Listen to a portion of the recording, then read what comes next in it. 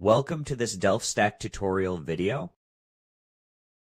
In today's tutorial, we will learn how to fix camera control enabled in Roblox. This issue usually happens when the camera mode is set incorrectly, causing unwanted camera movement.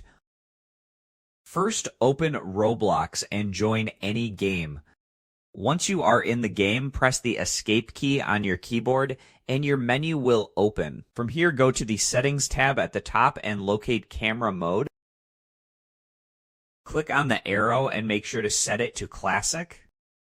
Next, find Movement Mode and make sure it is set to Default, just like so. These settings will disable the follow camera or camera control features that may be causing this issue. After applying these, close the menu and return to your game.